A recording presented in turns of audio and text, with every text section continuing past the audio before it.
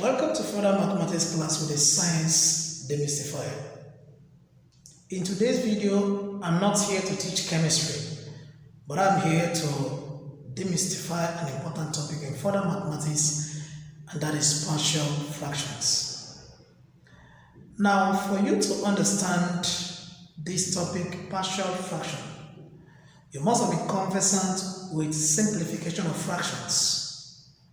I know that from your primary school to your secondary school to university level, you've been dealing with fractions. Simplification of fractions has to do with addition, subtraction, multiplication, and division of fractions. But today, I'm not going to be showing you how to add fractions. I'm not going to be showing you how to subtract fractions. I'm not going to be showing you how to multiply and divide fractions. Today, I will be showing you how to break up a composite fraction into its component individual fractions, and that is what we know as resolution of partial fractions. So without wasting much of your time, let us go to the board and do the needful. Now supposing we are given something like this: 10 minus 2x over x minus 1 into x minus 3, and then you are asked to resolve this into partial fraction. Suppose you're asked to resolve this into partial fraction. Okay, so for you, before you start, know that partial fractions are resolved in different ways based on the nature of the denominator of the fraction given to you. So we have fractions with linear denominators, we have fractions with repeated denominators, repeated factors. We also have fractions with quadratic factors. And then we have improper fractions. That is a fraction that the degree of the numerator is greater than the degree of the denominator. So today we are going to look at the simplest. So we move from the simplest to the complex. So today's video is basically on how to resolve partial fractions with linear denominators. So without wasting much of your time, let us look at this type of partial fraction. Now supposing we're asked to break up this fraction into its component fractions, that is for you to resolve this into its component fractions. So what are you expected to do? At this point, you're expected to, first of all, assign this fraction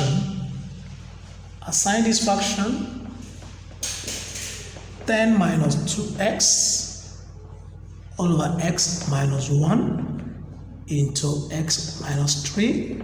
So you assign it to the new single fractions that you want to generate or to form. So these new fractions do not have numerators yet. So we assume that the numerator is a and what? B. Is a and b.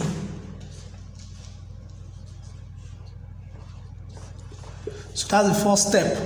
So the denominators were obtained from these two linear factors. Now the second step is for you to multiply through by the LCM. Now when you look at all the fractions, you discover x minus 1 into x minus 3 is the LCM. So I'm going to multiply through by the LCM. So we have x minus 1 into x minus 3. So I'm going to be multiplying it with the same x minus 1 into x minus 3. Okay, so I will continue the same good work I'm doing with the other fractions. So I have a over x minus 1 into the new LCM I generated, which is x minus 1 into x minus 3. Okay, so I'll continue with the other fraction, which is b over x minus 3 into x minus 1 and x minus 3. Okay, all right. So now you now begin to cancel equal factors. So x minus 1 cancels x minus 1. right? And then x minus 3 cancels x minus 3. And then you are left with what? You're left with 10 minus 2x. You are left with 10 minus 2x. So in this place, x minus 1 cancels x minus 1. And then you are left with what? A bracket x minus 3. So plus here, x minus 3 cancels x minus 3. And then you are left with b bracket x minus 1. So I'll be back shortly. Welcome back. At this point, to find the value of a or b, you simply need to eliminate 1 from the equation. Now, if you want to find the value of a, that means b should be eliminated from the equation. And to eliminate b, we simply put x to be equal to 1. When we put x to be equal to 1, the equation will now have this new look. 10 bracket 2 into 1, and that's equal to a bracket 1 minus 3 will give us negative 2. Okay? And then b here is automatically eliminated because 1 minus 1 is 0. And 0 times b is 0. So b will go into oblivion. Then 10 minus 2 will give us 8. And then 8 times minus 2 will give us minus 2a. So when we divide both sides by minus 2, a will be equal to minus 4, negative 4. So we have gotten the value of a. Now, the next thing for us to do is to go for b. Now, to find b in the same equation, we simply need to eliminate a in the equation. So to eliminate a, I need to put x to be equal to 3.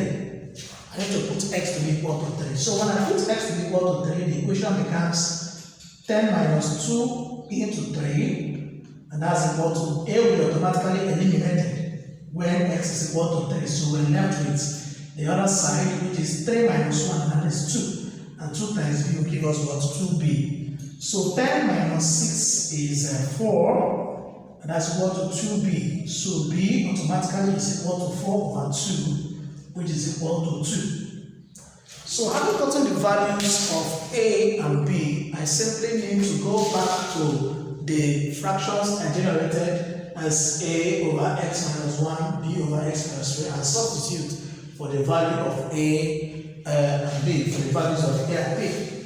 Okay, so the new fraction will now be, when you resolve 10 minus 2x over x minus 1 into x minus 3, it will give us minus 4 over x minus 1 plus what? b, which is 2 over x minus 3. So the fraction is thus resolved. So that is how to resolve partial fractions of this form, having linear denominators. That's the simplest form of resolving partial fractions. In my next video, I will be handling another type of partial fraction with a different form of denominator. So I want you to follow me. If you are not a follower on Facebook, please follow my Facebook page. You can also subscribe to my YouTube channel, the Science Demystifiers Academy channel. You can subscribe there. Please do well to like and share our videos. See you in my next video when I'll be handling the second fragment of this topic. Thank you for listening, and God bless you.